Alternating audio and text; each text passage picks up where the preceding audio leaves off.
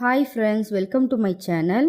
இன்றைக்கி நான் வந்து பார்த்தீங்கன்னா, கேர்டு வந்து உர ஊற்றலாம் அப்படின்னு சொல்லிட்டு ஒரு பிளான் வச்சுருந்தேன். சரி வீடியோவாக எடுத்து போடலாமே சொல்லிட்டு உங்களுக்கு அந்த வீடியோவாக எடுத்துகிட்ருக்கேன். அதுக்கு முதல்ல நீங்கள் வெதுவெதுப்பான பால் எடுத்துக்கணும். ரொம்ப சூடான பால் இல்லாமல் வெதுவெதுப்பான பாலில் 2 ஸ்பூன் வந்து கேர்டு கொஞ்சம் நீங்கள் ஆட் பண்ணிவிட்டு நல்லா மிக்ஸ் பண்ணி விடணும். நான் கரெக்டாக 2 ஸ்பூன் நான் எடுத்திருக்கேன். எடுத்துட்டு நான் கம்ப்ளீட்டாக அது எல்லா பக்கமும் படுற மாதிரி நல்லா மிக்ஸ் பண்ணி கொடுத்துக்கிறேன். பார்த்தீங்கன்னா நோம்பு வேறு வருது. அதுக்காக ஒரு ப்ரிப்பரேஷன் மாதிரி தான் அந்த கேர்டையும் நான் செஞ்சு வச்சுக்கிறது.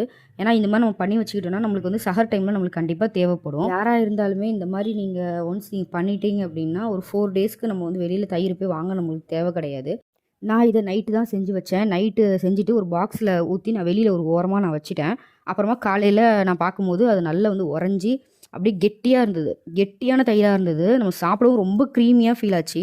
நான் உங்களுக்கு அதை எடுத்து காட்டுறேன் பாருங்கள். எந்த அளவுக்கு கெட்டியாக க்ரீமியாக இருக்குது சொல்லிட்டு கடையில் வாங்குறது இந்த அளவுக்கு நம்மளுக்கு வந்து பெர்ஃபெக்டாக இருக்காது. இந்த மாதிரி ஒரு ஸ்டீல் பாக்ஸில் தான் நான் ஊற்றி வச்சுருக்கேன். பாருங்கள் நான் எடுக்கிறேன். அது எந்த அளவுக்கு சூப்பராக வந்திருக்கு பாருங்கள். இந்த மாதிரி தான் நம்ம வீட்டில் செஞ்சால் இருக்கும். நீங்கள் ஒன்ஸ் செஞ்சிங்கன்னா உங்களுக்கு வந்து அந்த டேஸ்ட்டு பிடிச்சிருச்சுன்னா நம்ம வெளியில் வாங்க மாட்டோம். இந்த ரம்ஜானுக்கு ப்ரிப்பரேஷனில் வந்துட்டு இதையும் கொஞ்சம் நீங்கள் ஆட் பண்ணிக்கோங்க. வெளியில் தயிர் வாங்காதீங்க. மேக்ஸிமம் வீட்டில் செஞ்சு சாப்பிட பாருங்கள். இந்த வீடியோ உங்களுக்கு யூஸ்ஃபுல்லாக இருந்துச்சுன்னா, இந்த வீடியோ உங்களுக்கு பிடிச்சிருந்துன்னா மறக்காமல் ஒரு லைக் போடுங்க. மோர் வீடியோஸ்க்காக என்ன சப்ஸ்கிரைப் பண்ணிக்கோங்க.